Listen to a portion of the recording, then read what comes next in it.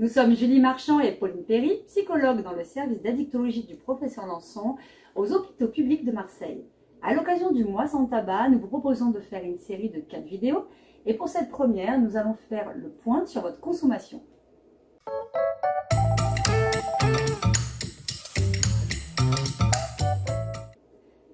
Vous êtes fumeur ou vous avez un proche dépendant au tabac et vous souhaitez aujourd'hui faire le point sur votre consommation. Mais attends Julie, à partir de quel moment on parle de dépendance? Vous êtes dépendant au tabac quand consommer devient un besoin et que vous ne pouvez plus vous en passer. Mais on entend souvent « moi je peux arrêter quand je veux, pas de souci ». Une dépendance s'installe de manière différente en fonction des personnes, des produits, des situations.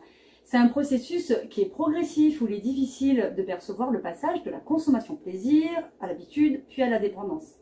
Et oui, il faut savoir que lorsque l'on est dépendant à la nicotine, on parle de 3 formes de dépendance. La première, c'est la dépendance physique. On l'identifie à partir du moment où on voit apparaître des symptômes de manque, comme par exemple l'irritabilité, la nervosité, les tensions. Et ces signes peuvent apparaître très tôt après votre dernière cigarette. Et nous vous proposons d'évaluer votre niveau de dépendance physique à partir du test de Fagerström en répondant seulement à 2 questions. La question 1, c'est combien de cigarettes fumez-vous par jour? Et la question 2, dans quel délai après le réveil fumez-vous votre première cigarette? Alors maintenant, prenez le temps d'additionner vos 2 scores, d'identifier dans quelle fourchette vous vous situez. Pas de dépendance physique, dépendance modérée ou dépendance forte. Outre la dépendance physique, il existe également une dépendance psychologique. Vous utilisez la cigarette pour mieux réguler vos émotions. Je suis stressée, je fumerais bien une cigarette pour me calmer. Je suis en colère, une cigarette me ferait du bien. De même pour les situations dans lesquelles je dois me concentrer, me récompenser après un effort, et bien d'autres encore. Vous avez appris à gérer toutes ces situations en fumant une cigarette. Et enfin, la 3e forme de dépendance, c'est la dépendance comportementale. Ce sont toutes les habitudes que vous avez créées avec la nicotine. Le café-clope, alcool-cigarette, pause-clope et bien d'autres encore. Nous vous invitons d'ailleurs à faire cet exercice. Essayez d'identifier toutes ces habitudes que vous avez prises avec le tabac. Sur une journée type, par exemple, de votre lever à votre coucher. En général, vous êtes très ritualisé. Le test de Horn peut vous aider. Il vous permet d'évaluer les situations liées à votre tabagisme et vous trouverez le lien du test dans la description de la vidéo. Maintenant que vous êtes plus au clair sur votre consommation, nous vous proposons de faire le point sur votre motivation en vous posant les questions suivantes. N'hésitez pas d'ailleurs à mettre la vidéo sur pause pour prendre le temps de répondre à chaque question. La première question, qu'est-ce que vous apporte le fait de fumer? La deuxième question, pour quelles raisons souhaiteriez-vous cesser de fumer? Autrement dit, quels sont les éléments qui vous motivent à arrêter de fumer?